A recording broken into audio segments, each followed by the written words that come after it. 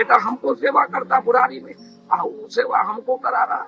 अब वो है जिंदा कि न हम न देखे, हम झूठ नहीं बोले। ओडिशा के कटक से विचलित कर देने वाली एक बड़ी खबर आई है।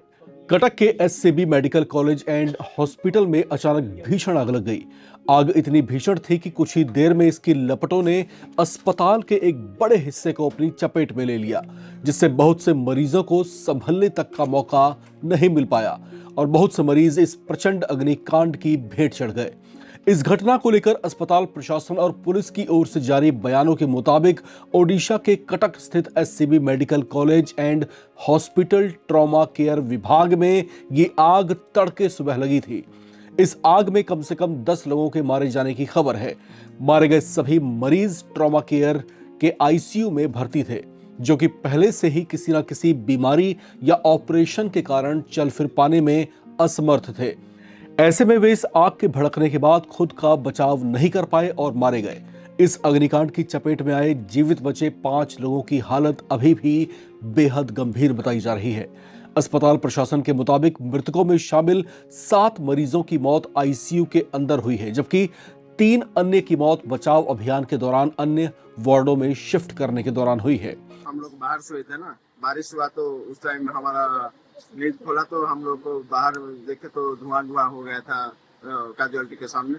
फिर उसके थोड़े बाद आग लगे चले एसी से, तो हमारा तो सिस्टम है ना, फायर ब्रिगेड का जो सिस्टम है वो काम नहीं कर रहा था, तो वो आग नहीं निभा सकते। तो फायर गाड़ी जो बाहर से आया ना, वो आके बहुत हेल्प किया, वो लोग को सेफ्टी किया।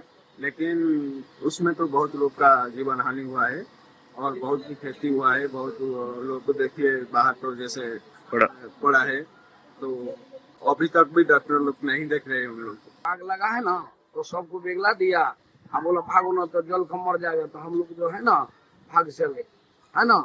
और वो तखनी से पेशेंट को खोज रहे हैं, तखनी से जो है कोई देखने न देता है, कहाँ हमारा बेटा को रखा हुआ है, कहाँ मर गया कि जिंदा है, कोई पता नहीं है।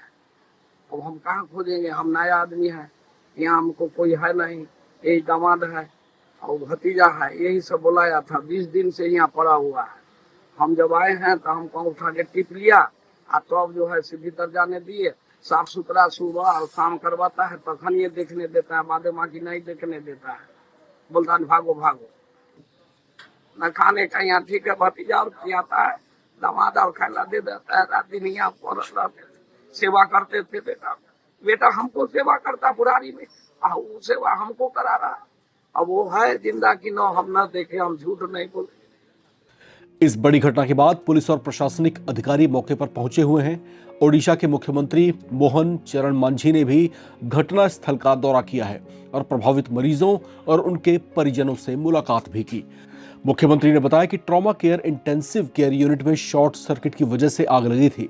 दमकल कर्मियों और अस्पताल के कर्मचारियों ने आग पर काबू पाने के लिए तेजी से कार्रवाई की और कई मरीजों को बचाकर सुरक्षित वार्डों में ट्रांसफर कर पाने में सफल भी रहे। सीएम मांझी ने मृतकों के परिजनों के लिए 25-25 लाख रुपए के अनुग्रह राशि की घोषणा भी की है।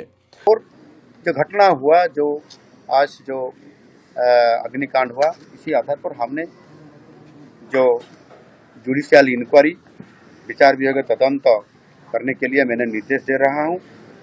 और जो इंसिडेंट हुआ, अग्निकांड इंसिडेंट हुआ, इसके लिए भी कोई आदमी के तरफ से या किसी तरफ से कैसे हुआ, अगर रिपोर्ट आने के बाद पता चलेगा तो निश्चित रूप से उनके ऊपर भी दृढ़ कार्यान्वयन लिया जाएगा।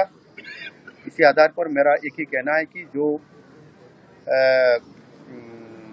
पेशेंट थे उनको दूसरा वार्ड में, दूसरा आईसीयू में उनका इलाज चल रहा है। मैं महाप्रभु जगन्नाथ जी से प्रार्थना करूंगा उनके अच्छा स्वास्थ्य कैसे रहे। इसी आधार पर मैंने विभाग को भी निर्देश दे चुका हूं और निश्चित रूप से अच्छा ट्रीटमेंट उनको किया जाएगा। Thank you.